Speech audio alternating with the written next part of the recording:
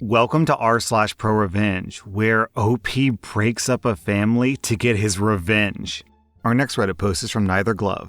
I'm a 35-year-old man, and I have a younger brother, Todd, who's 29. He had a complicated birth and had to stay a month in the intensive care unit, and because of that, my parents have always doted on him and denied him nothing, even if that was to the detriment of my sister Abby and I. My brother loves the attention and has on more than one occasion made himself the center of attention at either my sister's, or a cousin's special event. Because of this, Abby and I have a strained relationship with Todd and our parents. Unfortunately, Todd met and fell in love with Lucy, who's 24. Lucy announced her own pregnancy at the baby shower my mom held for Abby. When I proposed to my wife, Michelle, I just wanted to elope, but she really wanted her family to be there, so I invited my family out of obligation. My best man, Jim, noticed a receipt from a jewelry store sticking out of Todd's pocket. Jim confronted Todd about it, which led to an argument. Jim told me everything, and I told Todd that he was no longer going to be a groomsman because I knew that he was going to propose at my wedding. Todd cried to our parents, which led to a blowout. In my parents' eyes, since Todd never admitted that he was going to propose to Lucy at my wedding, I was unfairly judging him. I refused and brought up Todd's past behavior. My parents couldn't refuse this and got Todd to agree to not try anything at my wedding. This wasn't enough to convince me to let him be a groomsman, but I warned him that if, as a guest, he'd try anything, I would make him regret it. Fast forward to the wedding, and surprise, surprise, Todd walked over to Lucy and proposed to her during Michelle's father-daughter dance, and did it in a way so that everyone would notice. Cue my revenge. Jim and I had hired a woman to pretend to be Todd's side piece who cornered Todd and Lucy and claimed that she was pregnant with his baby. Todd denied this, but when she called his phone, I gave her his number and messed with Todd's phone to incriminate him, and it did not look good. Lucy threw the ring back at Todd and left in tears. When Todd saw the smile on my face, he knew that it was me, and I didn't respond to a single call or text from him or my parents until after the honeymoon. Lucy has thrown Todd's stuff out and has been denying access to their kid. Todd is furious and demanding that I clear his name. I sent him a text saying that I had no idea what he was talking about, as well as a screenshot as a bill for the wedding, and gave a vague message demanding reimbursement of half the wedding costs. My wife knew the whole time what I was planning, and she gave me the green light after Todd ruined her moment with her dad. So I felt pretty good about it, but now Abby thinks that I went too far. Pretty harsh to destroy a family in the pursuit of your revenge, OP. I have to admit that Todd had this coming, but did Lucy and their unborn child have this coming? Probably not. I'm not judging you, OP. I'm just saying, geez, you broke up an entire family just to get back at your brother. That is cold. Our next Reddit post is from Hooked on Phone. If you've never heard of the US EB-5 visa program, then don't worry, I had neither. From what little research I've done, it's essentially a program where foreign nationals can fast-track U.S. residency visa status by contributing financially to approved community investment projects. I don't think the specifics are that relevant. So, when my husband and I were still dating and first looked for a place to live together, we settled on a small townhouse. It was old and needed work, but the rent was reasonable and it was in a neighborhood that we liked. The landlord had recently purchased the property but didn't live there and wanted renters to help pay for the mortgage, I assume. We found the house on a realty website. It had been sold less than a month before we moved in, and it still had photographs posted by the seller. This will be important later. We liked the place, applied, and got accepted. We moved in and lived happily ever after. The end. No, but seriously, the landlord left us alone. We lived there for a few years, paid rent on time, never had any issues, until we moved out. When we moved in, we had to pay nearly $5,000 in refundable security deposits, and when we moved out, our landlord repaid only half.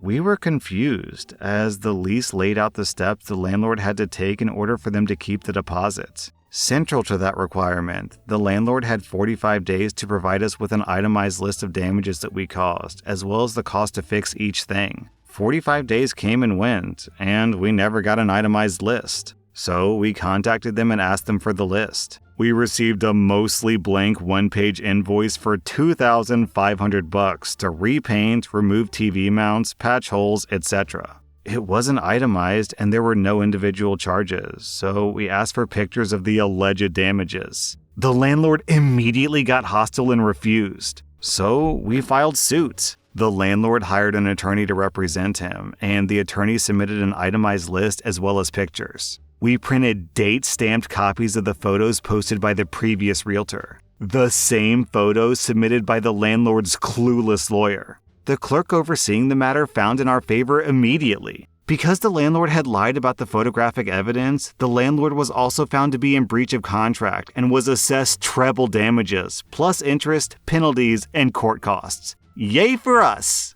But he didn't pay, so we submitted the claim to a collection agency.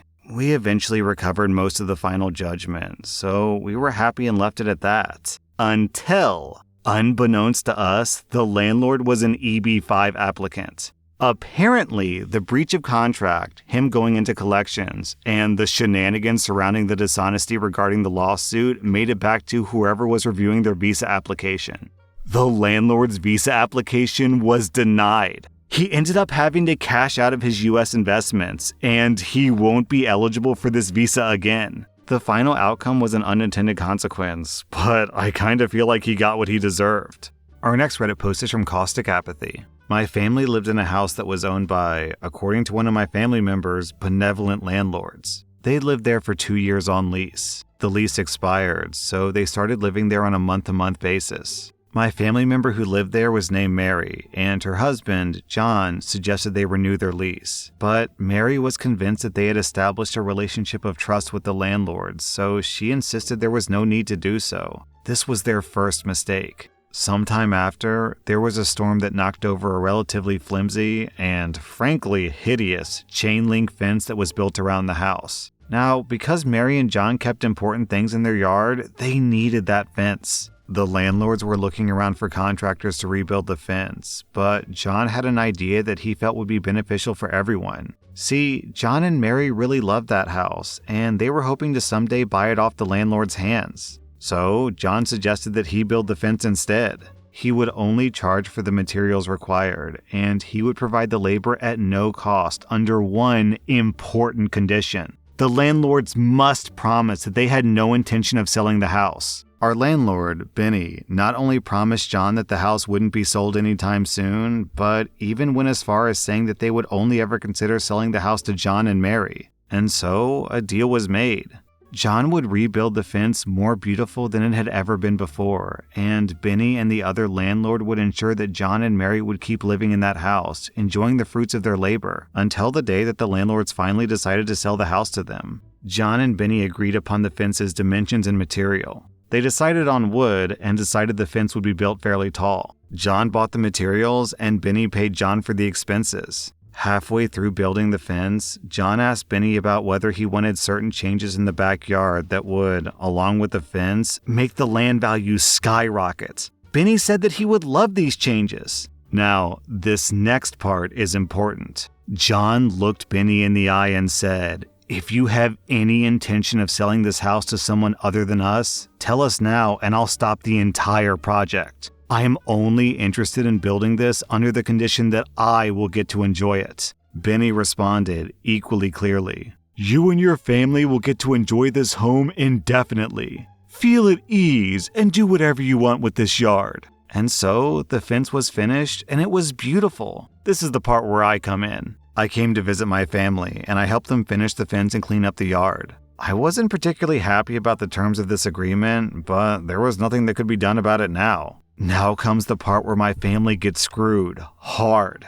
Not so much as 1 week after the fence was built, Mary gets a call from the other landlord, Jane. Jane tells Mary that something unexpected has occurred. You see, her niece is currently on the market for a house, and she really wanted to see this particular house. Mary can feel herself getting upset, so she asked Jane how this could be. The fence was only just finished, and they're considering selling the house already? Jane assures Mary that their niece will most likely not want the house, but that she has to let her see it. Very well. I'm not sure about the details of what happened shortly after, but it seems that Jane's niece didn't like the given price of the house, which was now more valuable than it was before, so she chose not to buy it. Bullet dodged, right? If only. Benny came to visit John and Mary was something they had always wanted. Suddenly, the landlords wanted to sell the house, and they made an offer to my family. Now, my family is not wealthy, and they would have preferred to have been told well in advance of the intention to sell. Nonetheless, the offer they presented wasn't unfair, and my family said yes. Excellent. But as soon as my family approved the purchase of the house, Benny came back with a change. The landlords no longer wanted to sell the house at the original price. Instead, the price they had in mind had now skyrocketed to roughly the same price as the most expensive house in the area. A price that John and Mary could no longer afford, and certainly more than the house was actually worth. That's not the worst of it though. Suddenly, the landlords had to sell the house immediately. John told Benny, "We had a deal." Benny responded that they suddenly needed the money because of some family member's needs. Later on, the story changed to them no longer needing the money. Then, it was Jane who needed the money because of some other piece of completely fabricated BS. The point was, they wanted to sell the house now to line their pockets. But they could never stick to a single excuse. Again, John told Benny that they had a deal. Benny's response, "I don't remember that. We never got anything in writing, so we never had a deal." Later, Jane told me, "A verbal agreement doesn't mean shh." Unfortunately, in the eyes of the law, nothing could be proven. We couldn't force them to sell the house to my family at the original price, and we couldn't force them to let my family keep living there. Alright, thought my family, then just pay us for the labor that we put into the fence. This wasn't ideal, since they now needed to leave the home that they lived in for quite some time, but they knew the house wasn't theirs, and they weren't going to put up a fight over it. At this point, they just wanted to get paid for their labor. Naturally, Benny and Jane didn't want to pay. My family members needed that money. Given that they were getting kicked out on such short notice, the money was needed to find a new place to live. Benny and Jane, however, insisted they'd always been fair with rent, and they simply didn't owe my family legally. I told Benny and Jane that we would just take things to court and have a judge decide.